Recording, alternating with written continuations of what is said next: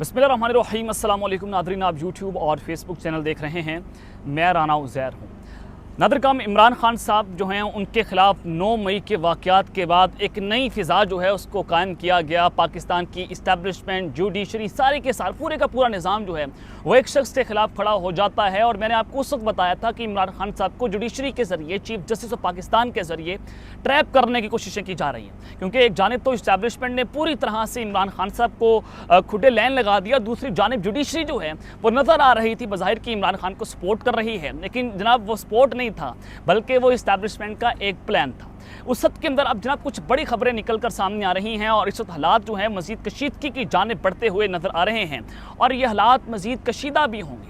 सबसे पहली खबर पर हमने बात करनी है कि जनाब नून लीग ने आर्मी चीफ के खिलाफ जो नई मुहिम का आगाज़ कर दिया है वो बड़ी ख़तरनाक मुहिम है और नई आग भड़क उठी है। मैंने आपको अपने पिछले 2 से 3 व्लॉग्स में ये बात की थी कि अब नून लीग जो है पाकिस्तान की इस्टेब्लिशमेंट आर्मी चीफ के खिलाफ जो है अपनी मुहिम शुरू करेगी, एक नया बयानिया बिल्डअप किया जाएगा। अब उसकी हकीकत क्या है वो आज खुलकर सामने आ चुकी है और नून लीग बाकायदा तौर पर अब उस बयानिए के खिलाफ खुलकर सामने आ गई। इस हवाले से बड़ी इंपॉर्टेंट डिटेल्स हैं कि क्या कुछ कहा जा रहा है और क्या कुछ लिखा जा रहा है। और दूसरी जानिब पाकिस्तान के DGI उनको घर पर नज़रबंद करने की खबरें, अब उसमें कितनी हकीकत है और फ़ौज की आला क़यादत ने DGI को क्या पैगाम पहुंचाया, उसके बाद होने क्या जा रहा है, इस हवाले से भी बड़ी अहम तरीन तफसीलात हैं वो आपके साथ शेयर करूंगा। तीसरी खबर पर जो हमने बात करनी है, मेजर रिटायर्ड आदिल राजा जो कि इस वक्त लंदन में मुकीम हैं और वो आप सबको सामने है कि उन्होंने जो कुछ किया, जो इस वक्त पाकिस्तान के अंदर नफ़रत फैलाने की कोशिश की, उनके हवाले से बड़ी एक खबर आई है, एक्सक्लूसिव खबर है, वह भी आप तक पहुंचानी है। लेकिन अगर आपने चैनल को सब्सक्राइब नहीं किया, चैनल को आपने सब्सक्राइब कर लें, बेल आइकन को दबा दें, आने वाली तमाम तरह अपडेट्स आपकी खिदमत में बर वक्त पेश होती रहें। नादरकाम इमरान खान साहब जो हैं एक बार फिर से मेजर जनरल फैसल नसीर के आमने सामने आकर खड़े हो चुके हैं और जिसको पंजाबी में कहते हैं कि ईट कुत्ते दा वैर है इमरान खान का और मेजर फैसल नसीर का। अब चूंकि इमरान खान साहब ने एलिगेशन लगाए कि शहबाज शरीफ, राणा सनाउल्लाह और मेजर फैसल नसीर ने उनके ऊपर हमला करवाया, कातलाना हमला हुआ और इसकी प्लानिंग जो है वो DGCI ने करवाई। और फिर एक इमरान खान साहब GIT में पेश होते हैं, 4 घंटे तक तफ्तीश जारी रहती है और उसके जो मिनट्स हैं, जो बातें हैं, उसको पब्लिक कर दिया जाता है। हालांकि कानून के मुताबिक उन तमाम चीज़ों को कॉन्फिडेंशियल रखा जाता है, खुफिया रखा जाता है। लेकिन फिर सवाल ये पैदा होता है कि वो कौन है जिसने पूरा बयानिया बिल्डअप किया और सहाफ़ियों को खबरें ब्रेक दी और सहाफ़ियों को खबरें जो हैं वो लीक करवाई। उस सब के अंदर जनाब जो इस वक्त हालात बनते चले जा रहे हैं कि सवाल पैदा होता है कि कामरान शाहिद को खबर देने वाला कौन था। कामरान शाहिद साहब ने बहुत सारे सवाल जो हैं वो उसको जनाब जन्म दिया और फिर जो हालात पैदा हुए और कहा गया कि इमरान खान साहब से पूछा गया कि आप डर्टी हैरी किसको कहते हैं। खान साहब ने कहा कि जनाब मैं तो फ़ौज की आला जो अफसर हैं, जो ISI के आला अफसर मैं उनको कहता हूँ। और उनसे पूछा गया कि जनाब आप पर जो कातलाना हमला हुआ आपने किस बुनियाद के ऊपर मेजर फैसल नसीर के ऊपर इल्ज़ाम लगाए। उन्होंने कहा जनाब मुझे डिक्टेट किया जाता था, मुझे बताया जाता था। अब खान साहब ने कोई ऐसी बात नहीं की। अब चूंकि इमरान खान साहब इसके ऊपर बात नहीं कर रहे, इमरान खान साहब ने बड़ा प्रेस रिलीज जारी किया। उन्होंने कहा कि जनाब ऐसी की थी ऐसी तुम्हारी, और उन्होंने कहा कि अगर आप तफ्तीश करेंगे और हुकूमत जो है वो अपने बगल बच्चों को हटाकर एक आज़ादाना तहकीकाती कमीशन कायम करेगी तो मैं मेजर फैसल नसीर के ऊपर जराइम साबित करके दिखाऊंगा। ये उन्होंने कैटेगोरिकली सारी सूरत हाल को बताया। अब उस सारे केस में इमरान खान साहब को फंसाने की कोशिशें की जा रही हैं कि इमरान खान साहब इल्ज़ाम लगा रहे हैं तो लिहाजा अब उनको यहाँ पर कीमत चुकानी पड़ेगी। अब जनाब कुछ बड़ी खबरें आ रही हैं और पाकिस्तान जो है वो इस वक्त बिल्कुल तबाही के दहाने पर खड़ा हुआ है और डिफ़ॉल्ट होने के खतरे पर पाकिस्तान की जो है वो मैशत खड़ी हुई है। तो जी IMF के हवाले से बहुत सी चीज़ें चल रही हैं और IMF ने एक बार फिर से पेट्रोलियम मसनूआत की कीमतों में 50 रुपये लेवी बढ़ाने का मुतालबा कर दिया है और IMF डील करने के लिए पाकिस्तान से तैयार बिल्कुल नहीं। चूँकि पीपल्स पार्टी बड़ा वाज़े कह चुकी है। आज रज़ा रबानी ने कहा, पीपल्स पार्टी के सेनेटर, उन्होंने कहा कि जनाब जिस तरह के खत्ते के हालात हैं IMF किसी सूरत पाकिस्तान के साथ डील नहीं करेगा। ये उन्होंने बड़ा कैटेगोरिकली चीज़ को बता दिया। अब दूसरी जानिब जनाब जो इस तूफ़ान आया हुआ है, बिपरजॉय की जो शिद्दत है उसमें कमी बताई जा रही है कि पाकिस्तान की जानिब पेश कदमी करने वाले तूफ़ान बिपरजॉय की शिद्दत कम हो चुकी है और इंतहाई शदीद साइक्लोन स्टॉर्म से एक दर्जा कम शदीद होकर बहुत शदीद साइक्लोन स्टॉर्म में तब्दील हो चुका है। ये महकमा मौसमियात जो है उन्होंने जनाब इसको वो किया है और फिर उस हद के अंदर तूफान में हवाओं की रफ्तार 100 से 120 किलोमीटर फ़ी घंटा बताई जा रही है। अब जनाब इसने तबाहियाँ मचा कर रखी हुई, अल्लाह ताला पाकिस्तान की हिफाजत करे। लेकिन उस हद के अंदर जनाब जो मैंने अपने पिछले व्लॉग में खबर ब्रेक की कि चेयरमैन नादरा जो हैं वो जनाब मुस्ताफ़ी हो चुके हैं और कहा जा रहा था कि इमरान खान साहब ने चेयरमैन नादरा को जो है वो जनाब अपॉइंट किया। उनके ऊपर कुछ इल्ज़ाम लगाए गए और आर्मी चीफ पर जो डाटा लीक हुआ था आर्मी जनरल आसिम मुनीर साहब का, और उसके अंदर भी उनको तहकीकाती कमीशन में शामिल कर लिया गया, यानी कि उन पर तहकीकात होंगी। अब उस सबके बाद मुस्ताफ़ी होने वाले चेयरमैन नादरा को बैरून मुल्क जाने से रोक दिया है। FIA ने तारिक मलिक के बैरून मुल्क जाने पर आर्जी पाबंदी आयद कर दी है। साबिक चेयरमैन के खिलाफ नैब और FIA दोनों इदारों में तहकीकात जो हैं वो जारी हैं और अब जनाब वो मुल्क से बाहर नहीं जा सकते। नैब भी इन पर तहकीकात करेगा, FIA भी तहकीकात करेगा। अब चूंकि उन्होंने आर्मी चीफ डाटा लीक्स का मामला है तो उनके गिर्द भी शिकंजा मजीद तंग किया जाएगा, क्योंकि बादशाह हैं तो बादशाह को आप छेड़ नहीं सकते, बादशाह के डाटा को आप लीक नहीं कर सकते। लेकिन जनाब जब सियासतदानों की बात आएगी, आप उनकी गंदी वीडियोज़ को लीक करेंगे, आप उनकी ऑडियोज़ को लीक करेंगे, आप उनके घरों तक जाएंगे, आप उनकी ख़वातीन को हिरासा करेंगे और आप उनकी ख़वातीन को जेलों में रखेंगे, ये इसको कोई पूछने वाला नहीं है। लेकिन अगर आपने बादशाह को छेड़ दिया, अगर आपने बादशाह का डाटा लीक कर दिया, अगर आपने जनाब उनके खिलाफ कोई आवाज़ हक बुलंद कर दिया, तो बादशाह बुरा मानेगा और बादशाह आपके साथ ये सलूक करेगा जो आज पाकिस्तानियों के साथ होता हुआ आपको दिखाई दे रहा है कि जनाब जो कुछ इंसानी हकूक़ खिलाफ वर्जियाँ इमरान रियाज साहब जो हैं वो 30-31 दिनों से लापता हैं, अभी तक किसी कुछ नहीं पता कि कहाँ पर मौजूद हैं। एजेंसीज़ ने इंस्टीट्यूशन से हाथ अपने खड़े कर दिए हैं। अरशद शरीफ का मामला आपके सामने है, इमरान खान पर कातिलाना हमला होना और हमारी आवाज़ों को बंद करना, ये सारी चीज़ें जो है आप तक आपके सामने मौजूद हैं कि आज पाकिस्तान जो है बिल्कुल बनाना रिपब्लिक बन चुका है। अब सबके बाद जनाब मेजर आदिल राजा जो हैं उनके हवाले से कुछ बड़ी खबरें इस वक्त सामने आ रही हैं और बड़ी तशवीशनाक तो खबर इसको नहीं कहूँगा, क्योंकि 9 मई के वाक़यात हुए और मेजर आदिल राजा का बड़ा अहम किरदार कि उन्होंने सोशल मीडिया का इस्तेमाल करके पाकिस्तानियों को जनाब उकसाया। मुल्क से बाहर बैठकर बहुत सारी चीज़ें थी और जनाब हमारा भी किसी ज़माने में उनका बहुत अच्छा ताल्लुक भी था, जब वो आर्मी के एसेट हुआ करते थे, मेजर रिटायर्ड थे। उसके बाद भी उन्होंने एजेंसी का काम किया था और अचानक से फिर रजीम चेंज ऑपरेशन होता है और उसके बाद फिर उनके हालात ख़राब हो जाते हैं और उनको बैरून मुल्क जाना पड़ता है, उनके ऊपर रेड की जाती है, सारा मामला जो है वो जनाब हो जाता है।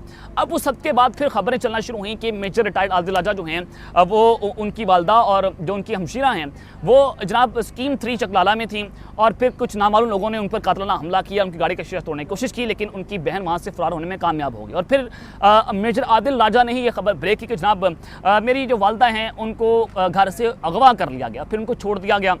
ये सारी चीज़ें जो वो चलती रहीं और मेजर आदिल राजा की जो वजह शोहरत है बताया गया आपके सामने कि जो गुमनाम हीरोज़ खामोश मुजाहिद उनकी खबरें देते हैं और फिर उसके बाद उनका मजाक भी उड़ाया गया। वो सारी चीज़ें जो है वो आपके सामने बड़ी क्रिस्टल क्लियर हो चुकी हैं। और फिर जनाब 2-3 दिन से खबरें चल रही थी कि मेजर आदिल राजा, मोहित पीरज़ादा एंड वजाहत सईद खान, ये तीनों और हैदर मेहदी साहब, जो ये 4 लोग हैं, इन्होंने पाकिस्तान की आवाम को उकसाया और जनाब पाकिस्तान की आवाम को बगावत करने पर उकसाया। तो लिहाजा इनके ऊपर पाकिस्तान में एक FIR दर्ज होती है और वो एक मुहब्बे वतन पाकिस्तानी उठता है, उसको बड़ा मरोड़ उठता है कि जनाब वो उसको अपने मुल्क से बड़ी मोहब्बत है और उस वतन की मोहब्बत में सरशार होकर वो एक FIR दर्ज करवा देता है। लेकिन होनी चाहिए थी, मेजर आदिल राजा के ऊपर सारा कुछ होना चाहिए था। अब वो लंदन के अंदर मुकीम है। अब हुआ क्या, खबरें बड़ी इस वक्त गर्दिश कर रही हैं कि मेजर आदिल राजा जो हैं उनको लंदन में अरेस्ट कर लिया गया। अब इसमें कितनी सदाकत है, उनकी ट्विटर अकाउंट में वो हमेशा से एक्टिव रहते हैं, विदिन अ सेकंड वो ट्वीट्स भी करते रहते हैं और हर वक्त तो आपको अपडेट भी रखते हैं, जिस तरह से भी रखें अपडेट आपको रखते हैं। पहले उनका यूट्यूब चैनल बंद किया गया कि वो स्टेट इंस्टीट्यूशंस के खिलाफ एक प्रोपेगेंडा कर रहे हैं, फेसबुक चैनल को उनका बंद किया गया। अब जनाब खबरें ही चल रही हैं, अनकन्फर्म सोर्सेज ये बता रहे हैं कि उनको जनाब लंदन में अरेस्ट कर लिया गया। सोशल मीडिया पर भी ये चीज़ें गर्दिश हो रही हैं और अरेस्ट करने की वजह यह है कि उन्होंने पाकिस्तान की इंस्टीट्यूशंस जो हैं उनके खिलाफ एक पूरा प्रोपेगेंडा करने का जाल बिछा दिया था। उनके खिलाफ वो आग जो है वो भड़का रहे थे, उनके खिलाफ एक नज़म कैंपेन चलाई जा रही थी। अब जनाब आपने समझते हैं कि मेजर आदिल राजा को गिरफ्तार करना बिल्कुल ठीक मामला है। उनको गिरफ्तार किया गया, मैरिड के ऊपर गिरफ्तार किया गया। अब उनको जनाब जोड़ा जाएगा इमरान खान साहब के साथ और जोड़कर इमरान खान को भी जनाब रॉ के साथ, मोसाद के साथ जोड़कर एक एंटी पाकिस्तान गद्दार साबित करने की कोशिशें होंगी। इसके ऊपर आपने नज़र रखनी है कि बड़ी बारीक वारदात है जिसको आपको समझने की सख्त ज़रूरत है। अब सब के बाद जनाब ये सारा मामला हो जाता है। अब आर्मी चीफ के खिलाफ एक नई मुहिम जो है उसको शुरू की गई है और नून लीग ने इस मुहिम का बाकायदा तौर पर आगाज़ कर दिया है।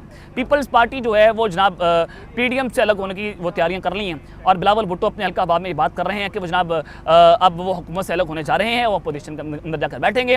अब नून लीग और पीपल्स पार्टी एक दूसरे के आमने सामने हैं, अंदर खाते लड़ाइयाँ बड़ी बढ़ती चली जा रही हैं। तो ये इस वक्त बड़ी कैंपेन है। अब उस सब के बाद जनाब हालात ख़राब हैं। पीपल्स पार्टी प्रोजेक्ट है, एस्टैब्लिशमेंट के साथ उनके ताल्लुकात भी बहुत बेहतर हैं और जहांगीर तरीन को भी इसी वजह से लॉन्च किया गया। वो पीपल्स पार्टी को जनाब एक पूरा उनको सपोर्ट करें, जनूबी पंजाब से इलेक्टेबल्स जो हैं वो उनको जनाब उनका साथ देंगे, पंजाब के अंदर मखलूत हुकूमत बनेगी, वफाक में बिलावल भुट्टो लाया जाएगा। ये कंपनी का एक मनसूबा है, क्योंकि एक प्लान तो अल्लाह बनाते हैं, एक प्लान ये बनाते हैं। अल्लाह ताला का प्लान आपके सामने है कि जनाब वो इस दुनिया का खालिक और मालिक है, ताकतवर उसके सामने कुछ भी नहीं है। ये ज़मीनी खुदा कुछ नहीं आपको कर सकते, कुछ भी बिगाड़ नहीं सकते।